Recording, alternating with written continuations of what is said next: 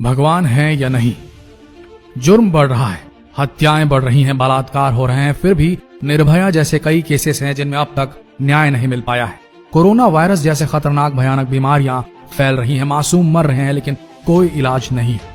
Australia के जंगलों में आग लग गई है और लाखों बेजुबान जानवर इस आग की चपेट में आ चुके हैं। सब कुछ अपने चरम पर है, युद्ध हो रहे हैं, तेल के लिए युद्ध हो रहे हैं।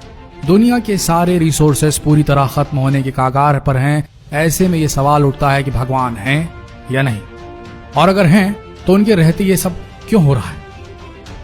विज्ञान हमेशा से धर्म के खिलाफ रहा है। वैज्ञानिकों की माने तो विज्ञान ने, साइंस ने भगवान के बिना भी प्रकृति के सभी तथ्यों की व्याख्या करने का तरीका ढूंढ लिया है, लेकिन फिर भी दिल में सवाल आता है कि सृष्टि में सब कुछ इतना व्यवस्थित कैसे है। इतना बड़ा सिस्टम ऑटो मोड पर कैसे चल सकता है भला। स्टीफन हॉकिंग ने अपनी किताब द ग्रैंड डिजाइन में लिखा है, स्वाभाविक रचना ही वो वजह है कि कुछ ना होने की जगह कुछ है। ये ब्रह्मांड क्यों है, हम क्यों हैं, ये जरूरी नहीं है कि हलचल पैदा करने और ब्रह्मांड को चलाने के लिए भगवान को बुलाया जाए। ये तो कहना था स्टीफन हॉकिंग का, लेकिन एक बात समझ से परे है। पृथ्वी के इतिहास में कई बड़े मास एक्सटिंक्शन इवेंट्स हुए, हिमयुग आए, इतने बड़े परिवर्तन हुए कि बड़े बड़े विशालकाय जीवों की प्रजातियां साफ हो गई। पृथ्वी पर मौजूद लगभग सारे जीवों का नाश हुआ। ये साइकिल कई बार चली, लेकिन फिर भी जीवन पनपा। एक बार नहीं, कई बार पनपा, फला फूला। ये कैसे हुआ?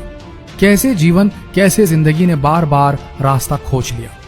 अगर भगवान नहीं है, भगवान का कोई अस्तित्व नहीं है, तो वो कौन सी शक्ति है जो जीवों को जीवन जीने के लिए इतना सपोर्ट करती है? क्यों है इतना तारतम्य विश्व में? इतना जटिल होने के बाद भी कैसे जीवन दुर्गम से दुर्गम जगहों पर भी अपना रास्ता खोज ले रहा है? ये सवाल किसी ऐसी पारलौकिक शक्ति की ओर इशारा करते हैं जिसका कोई आकार नहीं, कोई प्रकार नहीं, जिसे स्पर्श नहीं किया जा सकता, जिसकी कोई गंध नहीं, जिसे कभी देखा नहीं गया। सबसे बड़ी बात, जिसे विज्ञान समझा नहीं पाया। पर क्या यह नहीं हो सकता कि विज्ञान की समझ से परे है वो शक्ति जिसे भगवान कहते हैं, जिसे सारे धर्म सृष्टि की रचयिता के रूप में जानते हैं। सोच कर देखिए, क्यों ऐसा है कि जो रूल्स हैं फिजिक्स के, वो निरंतर है, पृथ्वी पर भी और अंतरिक्ष में भी। इनफैक्ट पूरे ब्रह्मांड में जहां तक कि इंसानी समझ पहुंच पाई है, हर तरफ फिजिक्स के, भौतिकी के नियम समान है। एटलीस्ट तब तक तो समान है जब तक वैज्ञानिक स्ट्रिंग थ्योरी और थ्योरी ऑफ एवरीथिंग को पूरा नहीं कर लेते। पैरेलल यूनिवर्स की खोज नहीं हो जाती जहां के भौतिकी के नियम इस ब्रह्मांड से बिल्कुल भी अलग होने वाले हैं। पर आज तक पैरेलल यूनिवर्स के अस्तित्व की कोई पुष्टि नहीं हो पाई है।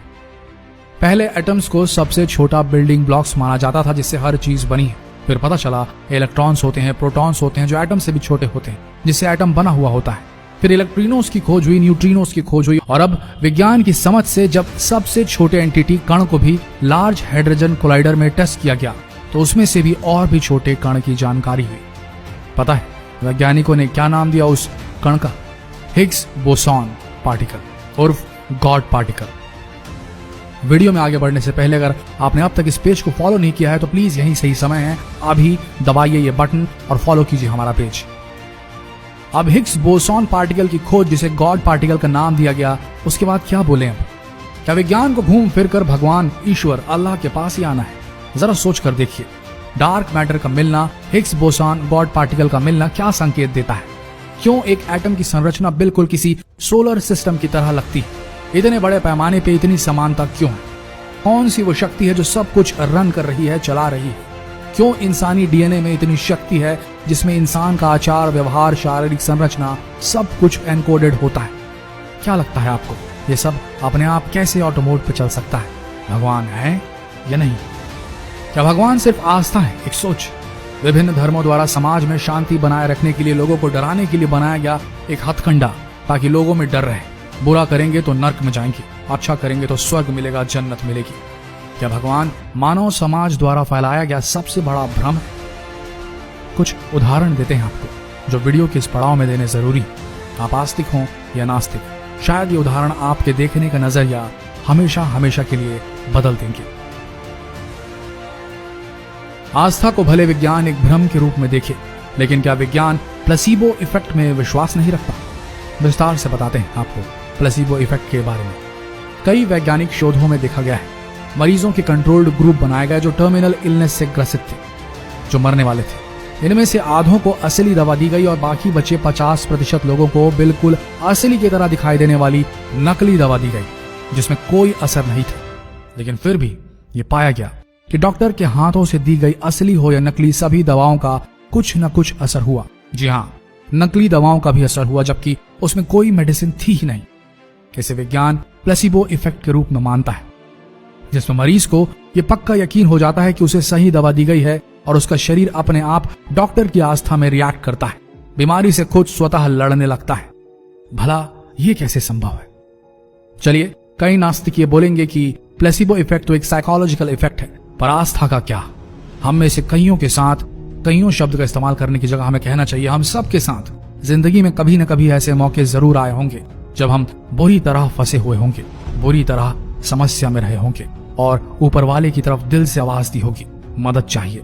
भले ठीक उसी समय नहीं, ठीक वैसे ही नहीं जैसे हम चाहते थे, लेकिन मदद मिलती जरूर है कि नहीं?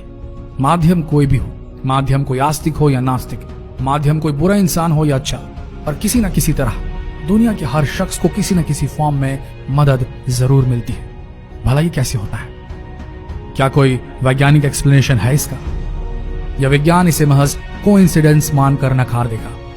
एक मुसीबत में फंसे इंसान के लिए अचानक से कोई भले ही टेम्पररी तौर पर, भले ही किसी भी मतलब के लिए हो, मदद का हाथ बढ़ाता है, लेकिन बढ़ाता तो है। कौन है उसकी मदद के पीछे की वो शक्ति? क्या ये नहीं हो सकता कि भगवान का कुछ अंश हम सब के अंदर होता है, और वो परम शक्ति, वो रूहानी ताकत जो हर जगह है, जिसकी न शुरुआत है न अंत है, जो हिग्स बोसॉन में भी है, जो उसे गॉड पार्टिकल का नाम देती है, और उस इंसान की चेतना में भी जो एक्सीडेंट से घायल किसी शख्स को रास्ते में पड़ा देखकर बिना लालच के, बिना पर्पस के ही मदद के लिए आगे बढ़ा चला आता है?